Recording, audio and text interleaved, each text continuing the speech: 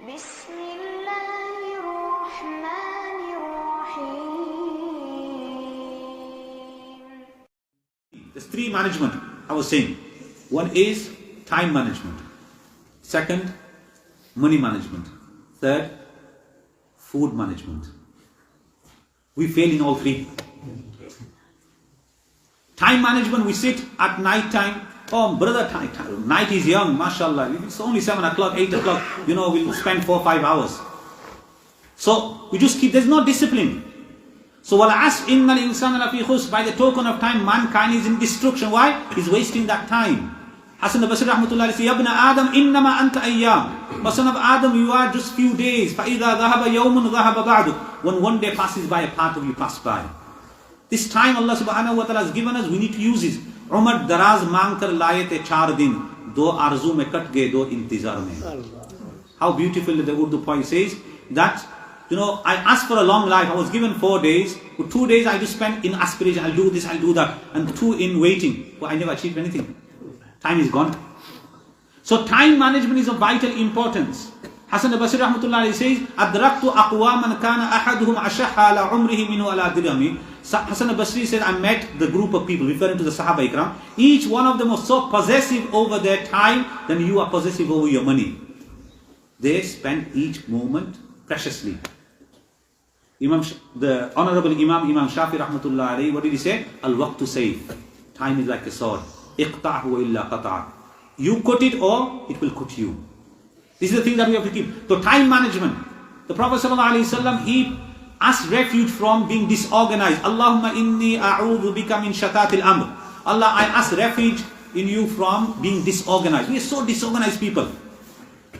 You ask the youth, where are you working? I'm working in next week. Where are you working? Oh, I've taken the job in Asdas. Why did you leave that for? Oh, I used to come later. 9 o'clock was supposed to start. I go there at 11 o'clock. So the boss fired me. What is he going to do? You're going 2 hours late. So we are very disorganized. We're not disciplined at all. So time management, first thing. Second one is money management. In Urdu, Hazrat Muftī rahmatullah alayhi says, आमदनी की आपके इख्तियार नहीं है, आपके अंदर आमदनी की इख्तियार नहीं है, लेकिन खर्च का इख्तियार आपके अंदर है.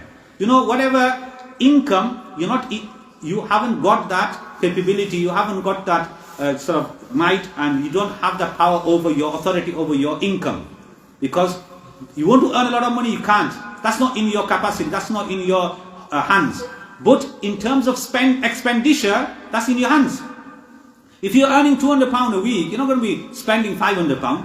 The problem is, we buy things that we don't need with the money we don't have to please those people we hate. This is what we're doing. Buy one, get one free. We'll just buy it just for the sake of it. The rule in my place is that if anybody wants to buy, so I said, first of all, tell me what you're going to buy. I don't need it, brother. If I don't need it, that's it. Don't buy it. Just because of the sake. No, it's buy one, get one free. Like last time there was milk, buy one, get one free. People are buying extra milk and freezing it, basically, putting it in the refrigerator. I will drink it after 1 month. Look at the mentality. So money management is very important. Whatever the amount of money that you're getting, you need to, like our pious elders, they used to distribute, and they used to share the money into 3 parts. 1 part for the expenditure, 1 part they used to save, and 1 they used to give in sadaqah. This is how they did. And there was so much barakat. We used to see our elders, I saw my father, subhanAllah, one person who used to be spending money on us to his extended family, his brothers and sisters, like our aunties and uncles, and even his cousin brothers and sisters, it was enough. Now the father's working, the mother's working, the son's working, the daughter's working, the son-in-law, daughter-in-law, everybody's working, everybody's got debts. I asked a youngster, 20 years old, I said, how much debt? He said, 20,000. I said, what? Because I bought this car on finance, I got this on finance. I go, why? You don't have the means, why go for it? So this is the biggest problem. The hadith says, don't buy things that you don't have the money for. It's very clear. So number 2 is money management. Number 3, food management. The Quran is saying, Ya ayyuha rusulu kulu min at-tayyibati wa amalu salih. Eat those food which are tayyib. The Quran says tayyibat. Whatever he says, halal, he says tayyib as well. Because every halal is not tayyib, but every tayyib is halal. I hope you understand mantiq. You understand? Everything which is wholesome, nutritious, has to be halal.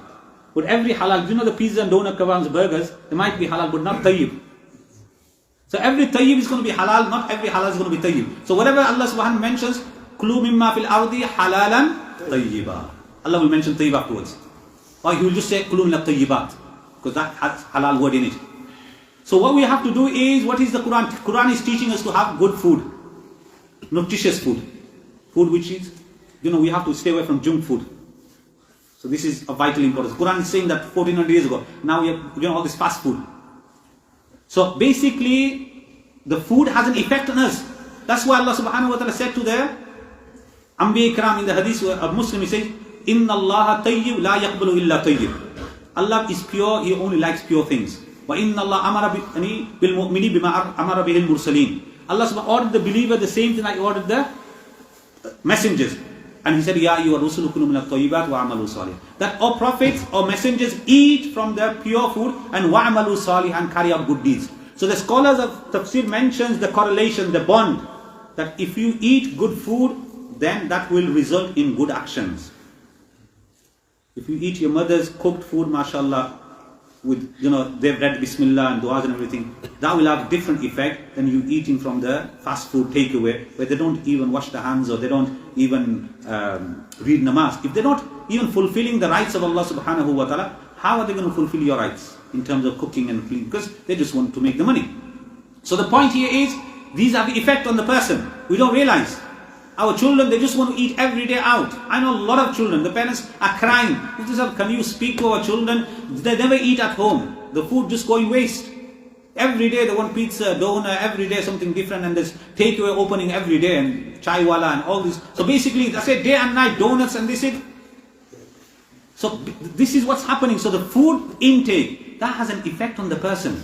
لا يدخل الجنة جسد غذي بالحرام. That body will not enter Jannah which is being nourished with haram food, which been nourished with the wrong kind of food. So basically, we need to make sure that we have the right kind of food coming into our stomach. So this is of vital importance. So food management.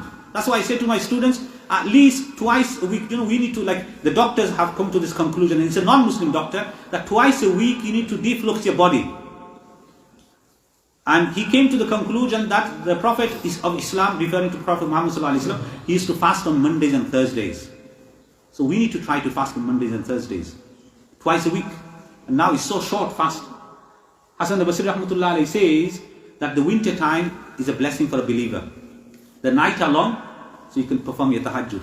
Days are short, so you can observe your fast. We don't do any. We don't do any of them. So these are the things that we need to implement in our life. That food management, that everything, there's a moderation to everything. Those who go into, working out in the gym, they will go into that extreme. The others just go into the other extreme. They're not bothered about the body and everything, just keep on eating. It doesn't matter. So, in Islam, subhanallah, kulu washrabu wa la tusrifu. Eat and drink, don't do israf.